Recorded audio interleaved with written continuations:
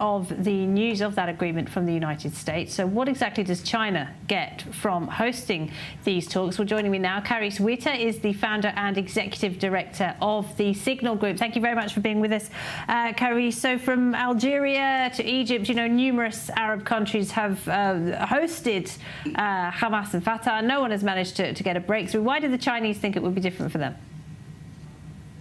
China is the real beneficiary because it can bring them together. It is successful on its invitations. It brought Israel and the Palestinian Authority together, not official representatives on the Israel side, but it brought them together in years gone by. And you already discussed the Iran-Saudi rapprochement, which when I was in Beijing last month, Chinese officials admitted that they were actually just the facilitators. They didn't really do the mediation, but they enjoyed the PR benefit and the image bolstering that it gave them for being the broker, for being the umbrella. Where is it getting that PR? Where is its image improving? Where in the world? Which countries are impressed by China's mediation? Global South. We're talking about the developing world, which China claims to be the leader, although China is the second largest economy of the world and is a leader in many important advanced technologies, for example, electric vehicles that we've been hearing so much about. But it calls itself the leader of the Global South. That's where the numbers are. If you want to have votes in the United Nations, you go to the Global South, around 130 countries. And these are the ones that are cheering China for its success, both with Saudi Arabia and Iran, and now with a so-called success because a declaration was signed. There was some kind of a document, albeit limited, and as you just heard, probably carries no weight, but all over the media is already headlines talking about China creating peace, China bringing the two sides together, China getting the Palestinians to agree to a joint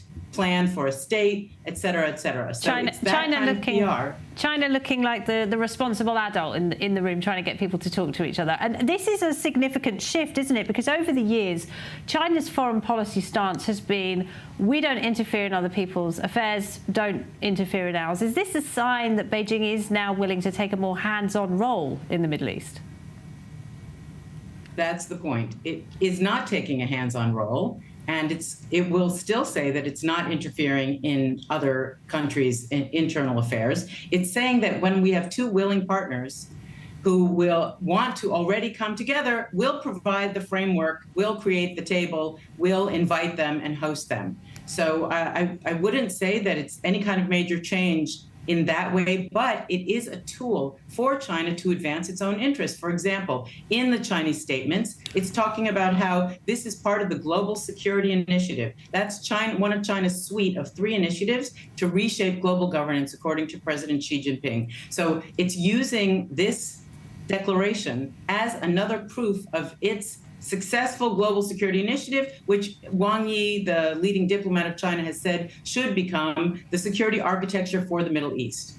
However, we've heard the UAE already talking about the fact that it does not want Hamas in that discussion you're going to have about the day after. If the UAE comes in, it doesn't want to see Hamas there. Fatah doesn't want to see Hamas there. Israel doesn't want to see Hamas there. But China is supporting Hamas and putting it front and center. So this is where the real interference does come. It's interfering in Israel's domestic affairs. And Carice, just briefly, could this backfire for the Chinese? Because they do have their own issues with Islamists, according to them anyway. I mean, why would they want to associate with a group like Hamas? China has its own version of how it manages its domestic Muslim population. As you've heard and discussed on this news broadcast, it works in a very different way, and it does not see any contradiction between supporting Hamas on the one hand, or Taliban, et cetera, and how it manages its own domestic Muslim population, which is with quite a strong hand. Carice Witter at the Signal Group, great to talk to you. Thank you very much. Thank you.